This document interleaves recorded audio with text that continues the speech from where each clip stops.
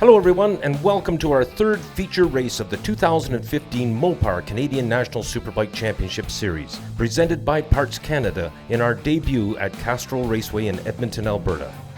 I'm your series announcer, Frank Wood. This CSBK national coverage is presented by Honda Canada, by Magneti Marelli, and Pro Cycle in Halifax. And now, ladies and gentlemen, here is the grid for the Mopar Pro Superbike feature race, a 16-lap affair. Let's look at row number 7, starting on his own from row number 7 on the number 229 Yamaha from Deep Cove, British Columbia, Darren James. Up to row 6, starting on the outside of row 6 from Saint-Marthe, Quebec, mounted on the Honda that wears the number 76, Louis Rafa. Alongside him, mounted on the 111 machine, the Suzuki rider Bez Kaji out of Mission, British Columbia. And rounding out row 6, starting from 19th position on the motorcycle that wears number 11, BMW rider out of Chestermere, Alberta, Colin Locklear. Let's move up to row number 5 now, starting from 18th position from Leduc, Alberta, mounted on the Yamaha that wears number 45, Ernie McCafferty. Alongside him from 17th position, Honda mounted number 316, Stacy Nesbitt out of Saint-Lazare, Quebec. From Vancouver, British Columbia, on the Suzuki that wears the number 57, Spiro Benaes. And rounding out row 5, in from Wellington, Ontario, mounted on the BMW that wears the 113, Rainer Gries. Now up to row number 4. Starting on the outside of row number 4 from 14th position. The bike wears number 114, and it is a Suzuki. He's in from Maple Ridge, British Columbia, Ken Lalonde. Alongside him in the middle of row 4, starting from 13th position on the number 31 Suzuki from Bragg Creek, Alberta, John Crump. And rounding out row 4, starting from 12th position on the number 46 Yamaha, in from Peterborough, Ontario, Tommy Kazas. We now move up to row 3. On the outside of row 3, starting from 11th position, on the Yamaha that wears the number 90, Edmonton, Alberta rider Shane Caravan. From 10th position, from Edmonton, Alberta, mounted on the Suzuki that wears the number 911, Ian Wall. From 9th position, on the Kawasaki that wears number 24, from Mirabel, Quebec, Sébastien Tremblay. And from 8th position, on the Kawasaki that wears number 9 from Edmonton, Alberta, Justin Napik.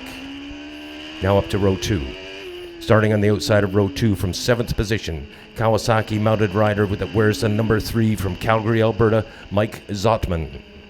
In the middle of row 2 from Hamilton, Ontario, mounted on the Suzuki that wears the number 39, Ross Milson.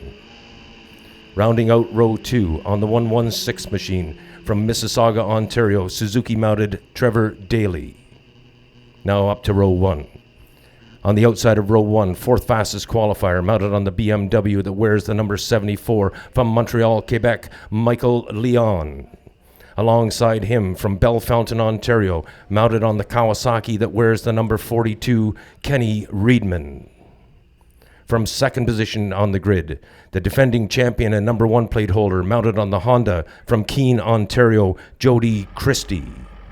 And on pole, on the BMW that wears the number 101, in from Linden, Ontario, Jordan Zoke. That is your grid. 16 laps of competition await them.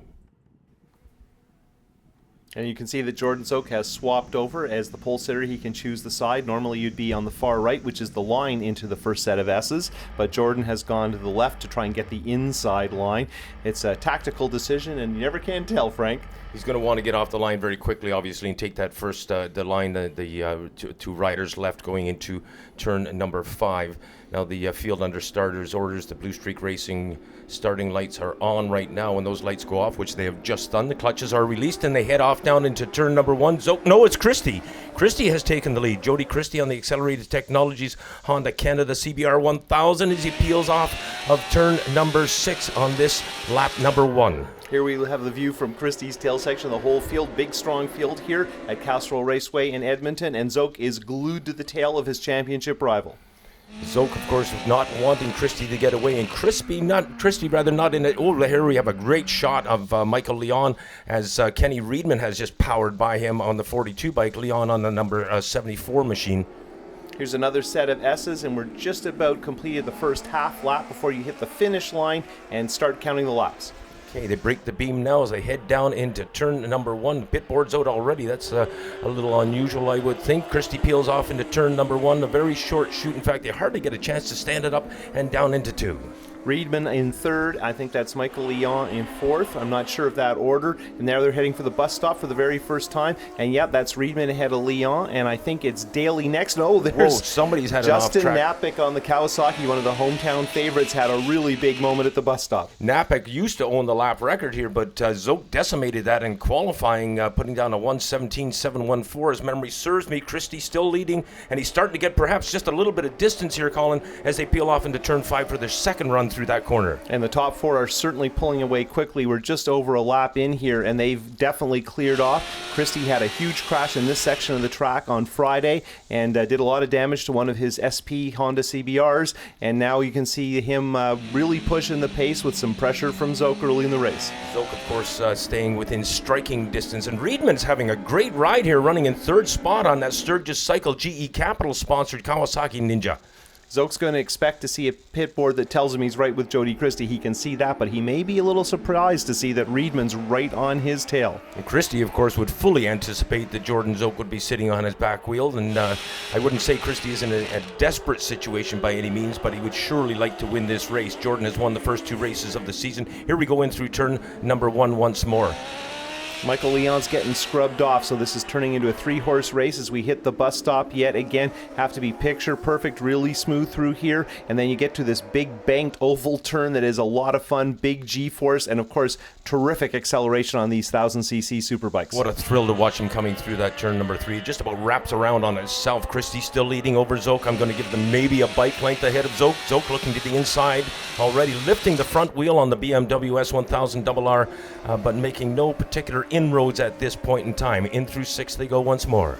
Get into the west part of the track, it opens up and really starts to flow. Then it gets a little more technical and tight, and Zoke's looking on the inside. Zoke to the right-hand side of Christie, and Christie gently closes the door and takes away the racing line. Now Reedman's closing up on Zoke. This is a very, very close race thus far, and not entirely anticipated that we would see Reedman on that bike running up so high in this Superbike class, Colin. Well, he's coming off that win earlier today in Sportbike on his Triumph, so terrific effort from Reedman, and we know that Kawasaki is a good motorcycle, and look at that, how close these 3 are as we're about to put another lap in the book.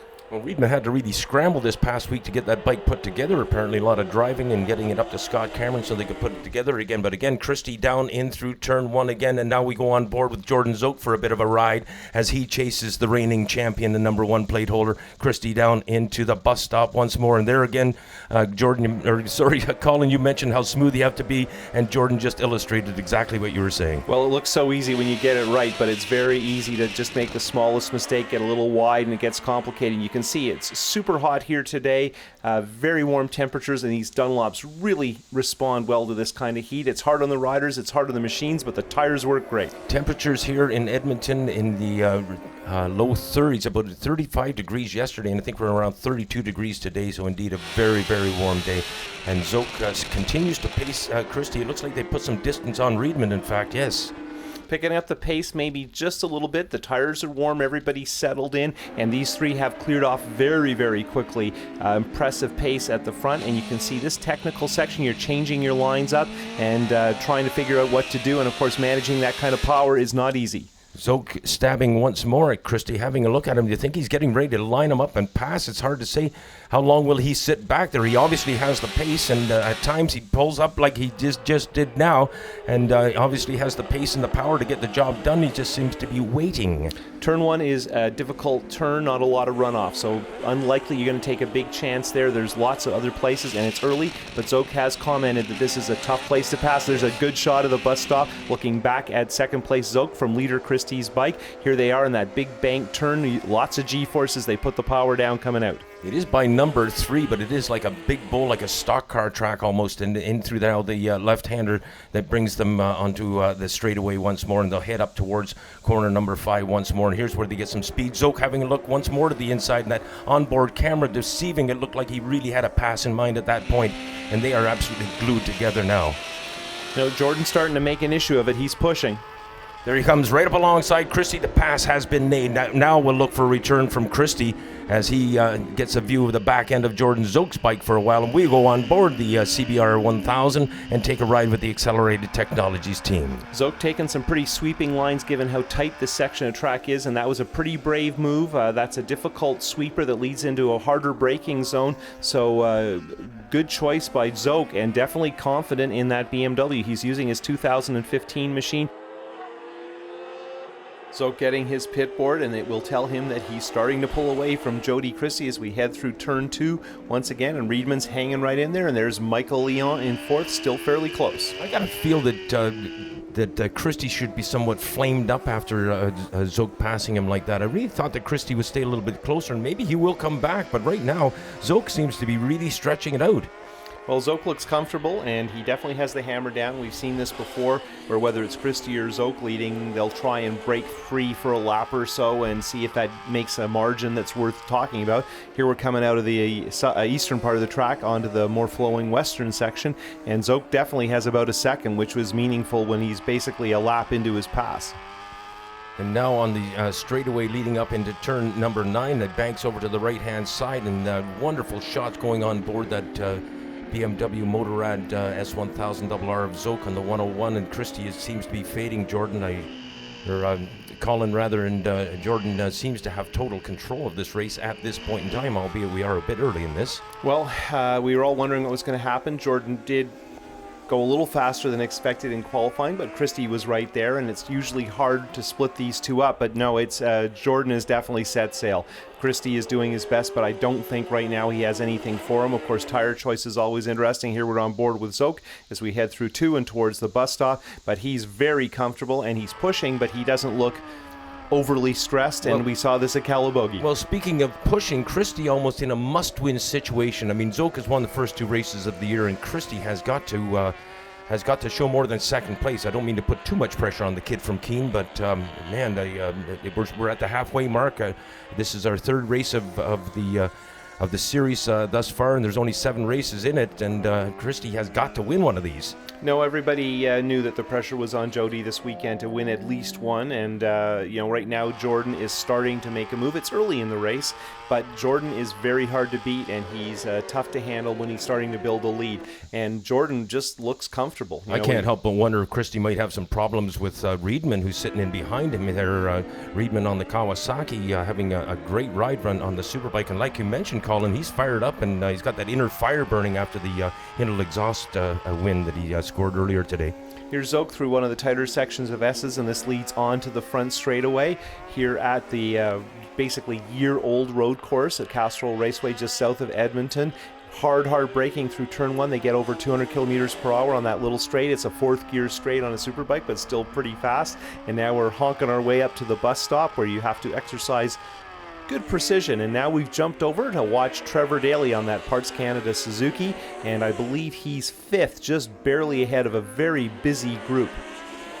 Some of the local riders scrambling there. I mean, we saw Napik take that off-road excursion on the first lap on the number 9 bike, and I don't know if I mentioned, but Napik's lap record that he owned here at Castrol Raceway Road Course was absolutely blown away, picking up on Trevor Daly once more as he comes off the bowl into the left-hand corner of corner number 4 and then peels off, having a much better ride this weekend than he's had in the first 2 starts, Colin. And right behind him is Mike Zotman, who's actually from Calgary. He's on a Kawasaki ZX-10R Ninja, and he showed very well last weekend at the EMRA Regional.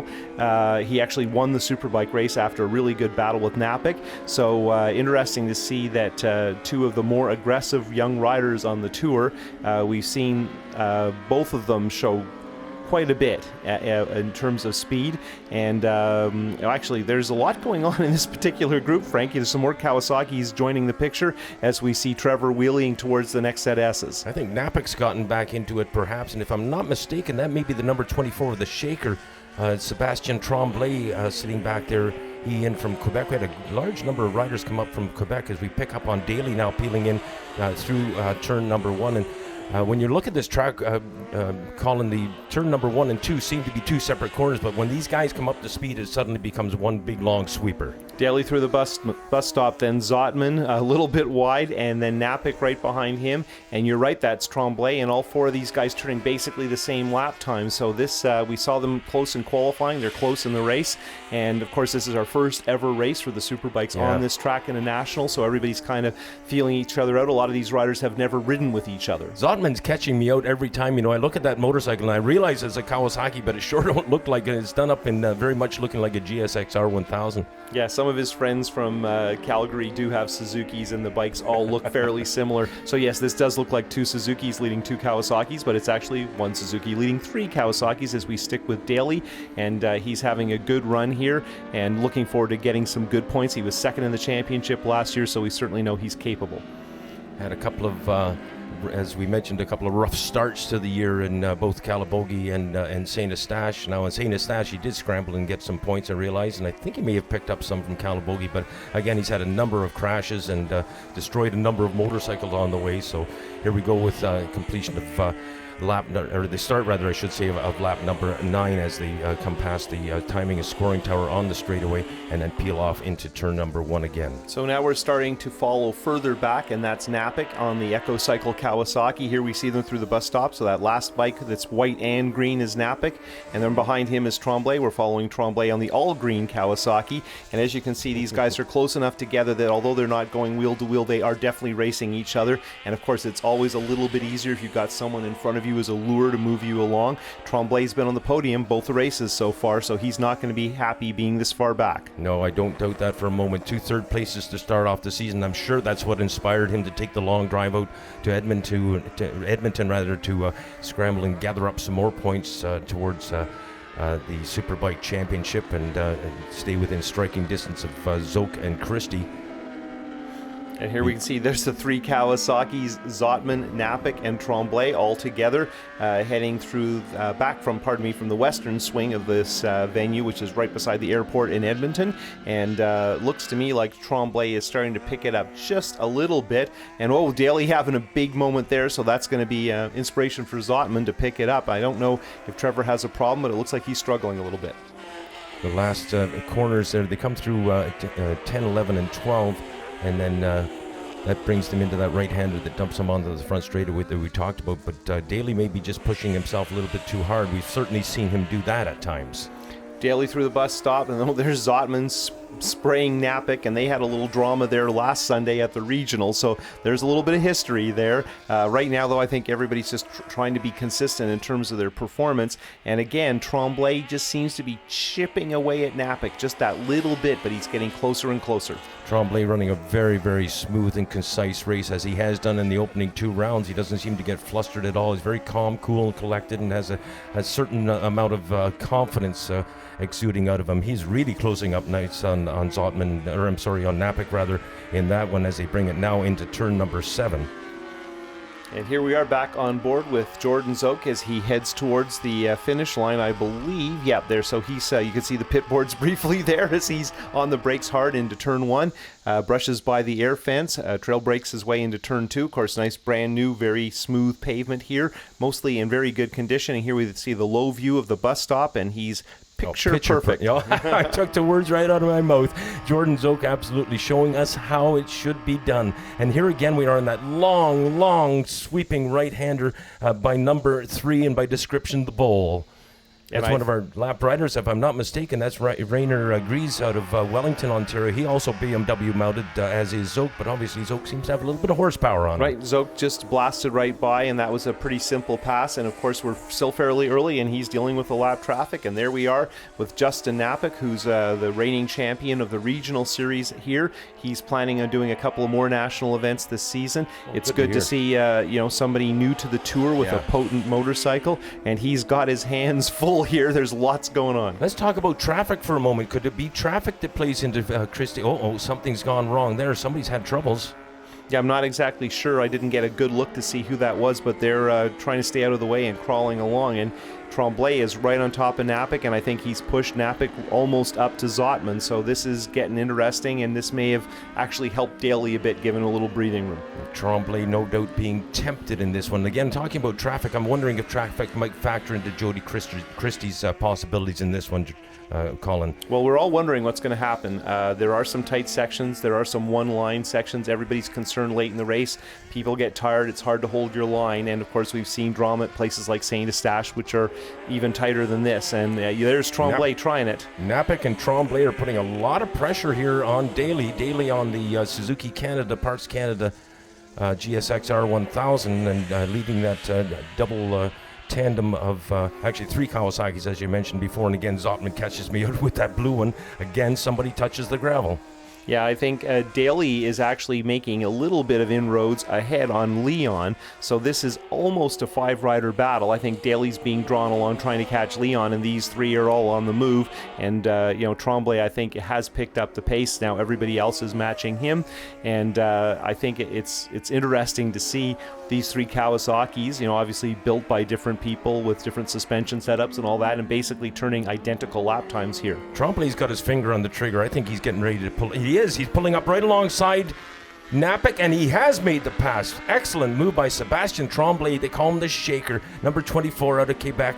And he has now moved in behind Trevor Daly, so that's one less rider rather that the Shaker has to worry about. Now I don't think Napic's done.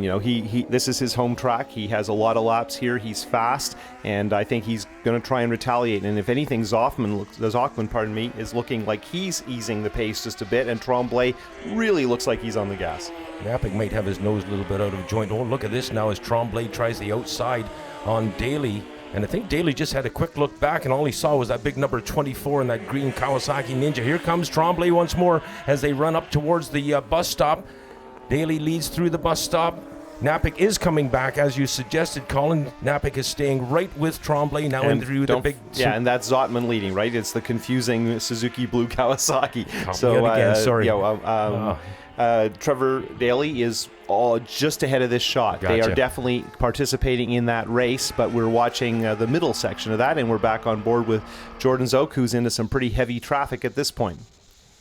He's carving through them very quickly as he puts the number 57 bike in behind him there. And now has got another rider lined up. Let's go for a ride with him down the straightaway now. He'll break the beam. I think that's Ken Lewan from British Columbia, who's been a national racer at times since the 80s. And Jordan's going to be a little bit patient. Yeah, I was just going to say, patiently through 1 and 2. Now he's on to that short shoot up towards the bus stop there, so he grabs a big handful of throttle. Here comes Tremblay once more. Tremblay on Zotman.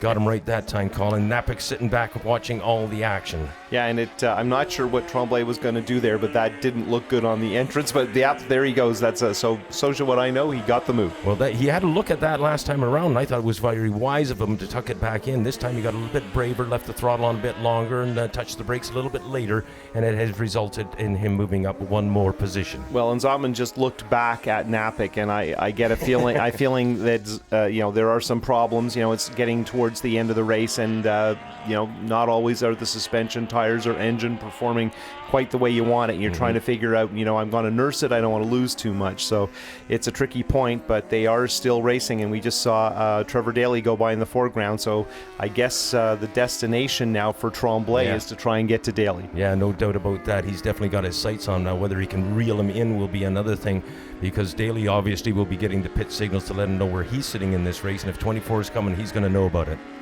Yeah, this has been a terrific battle, and these 3 have picked up the pace steadily, not nearly at the pace of our leaders, Zoke and Christie and Reedman, but still a good solid performance, and probably this is about the deepest field we've seen. I just caught a glimpse of Ross Nilsson on his Suzuki. I think he's 10th or so, and he qualified quite well, and he would be in a similar lap time as these guys. Nilsson having a bit of a resurgence, and it's great to see him back in action. We're on lap number 15 now as we follow the Shaker once more through turns 1 and 2. Zotman in behind him, then Napic. So the race within the race, as they often say. Here we can see some traffic there just in front of Tremblay. Lots going on, and still exciting at the bus stop. Just over a lap to go, and I don't know if Tremblay can get all the way up to Trevor. We'll have to see, but he's hammered down. Well, if they had a nice long straightaway where perhaps he could really let that Ninja run loose, but of course they no sooner get a good handful of throttle and they're right back on the brakes again. This is a very challenging and oft-used term, technical course. Right, I think it's a good workout, and people have been intrigued by the layout on this track. So gets the last lap flag, and he's coming up on a slower rider just now, but rest assured I don't think he's going to put any heroics in. Definitely not necessary. He has a huge lead here, and this has been assuming he's going to bring it home to the checkered flag now as we go on a ride with him once more. That this has been a very dominant ride by Jordan Zoke. He has really made a statement here, I would suggest. Up into the bowl once more on this, the final lap. What a great shot this is from the back seat of Jordan Zoke's BMW. Zoke moving through traffic, making good decisions, and I hate to say it, but he does make it look easy, and he's turning a string of really strong laps, good lap times, and not looking overly winded to perform at that level. So really one of those classroom performances that really shows you what's possible when your bike's set up and you're comfortable on a racetrack. If the checkered flag had a number on it, it would read 48, Colin. If Zoke indeed finishes this race in first place, which we fully anticipate he will, this will be his 48th national championship win. Incredible stuff. Heading through the most difficult, technical, tight section of the track. We were all wondering what would happen here on the last lap, but that's not going to be a problem for Jordan. And I'm assuming, we haven't picked up on Reedman a bit and Christie, but I'm assuming those riders holding position. We checked the leaderboard, indeed that is the case. Christie still runs in second, and Reedman, there's the checkered flag, and victory number 48 for Jordan Zoke. And perfect season so far for Zoke. Third win in a row at three very, very, very different racetracks. We're going to head back to another race here at Castrol tomorrow. A little wheelie on the way to the bus stop for Zoke. So he'll be looking for his fourth in a row and his 49th career tomorrow. And then we're off to Nova Scotia, where he certainly had some success. Yeah, the only mar on his record, I don't know if that's the right word, but he didn't get pole position at Calabogie. Other than that, he's been totally dominant. And there's your classic Zoke patting the tank of his motorcycle to let you know he was happy with how it ran. And we know these conditions have been demanding in terms of the bike, and the tires have held up well, and Zoke has been very clear in his satisfaction with the whole package that he's currently maintaining with the BMW. You can see in the background, well, there you can see an airplane taking off from the airport. We're right beside Edmonton International Airport here at Castrol Raceway. But what I wanted to comment on, Colin, was the number of fans that have turned out. The grandstands are... there's a few seats left, but not very many.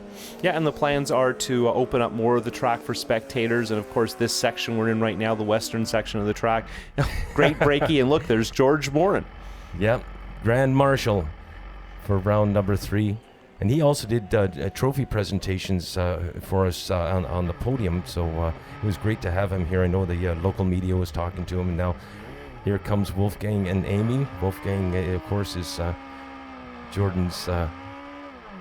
son and his wife Amy, as they watch him do that burnout, and he celebrates winning here at Castrol Raceway, the very first Canadian Superbike race at this venue. Colin, we've made some history here on this day. Right, and George Moran, who won Superbike races in Edmonton at another venue 35 years ago, our first official Superbike champion, so it was nice to see the two of them share a flag. I mean, I can't thank my guys enough for, this was a stock street bike converted into a race bike just last week, and just in time to get it in the trailer and drive out here. So thank you so much to my guys for working all week on that. And I feel like we should have been up here from the beginning of the year, but a little bit of an injury slowed us down a bit, and we're up here and slowly inching forward. And it was great to be able to run with Jordan and Jody those first 4 or 5 laps before I started to fall off, just because I learned so much. And really happy to be up here, and hopefully I can start winning some Superbike races. I tried my best there at the beginning just to kind of control the pace. I knew Jordan was going to run the soft and was going to be really fast. He's been fast all weekend. So hats off to Jordan on a great ride, as well as Kenny for getting his first podium. But overall, I just didn't have the pace in that one. We'll do some homework overnight and try to get a couple more tenths, or I'm not sure exactly the lap time, but try to get some more speed overnight and hopefully come back with a stronger race pace tomorrow. Yeah, I really didn't think it was going to be a runaway. Jody's so strong nowadays with and so consistent out there, and he's just turning into a great rider. And so I figured we would be battling right to the last lap, and I was nervous, before the race, thinking about where it was going to go down on the last lap. I was really trying to think about that, but my crew has just been unbelievable this year. This is the first weekend we had the new bike working fully, being able to, we figured out all the electronics and all that stuff, so we were able to make some big strides forward. And we went with the soft rear. We knew the bike could do it the whole race, and it just gives you a little more side grip. And if anything, I wish I had a hard front and the soft rear out there, and like what a awesome rear tire Dunlop gave us this year, a big step up from the one last year, and the softwood never went that race there today, so that's a great step for them. And like I said, my crew and this new bike, man, it's one of my most favorite chassis I've ever ridden in my career. It's an amazing chassis, and like Jody said, congrats to Kenny for being up there. It's nice to see another young guy coming into the mix, and it's only going to get tougher out there. And man, this heat's crazy. It's just the bike runs at like 95 degrees the whole time out there, so you're just cooking. It's a great win for sure.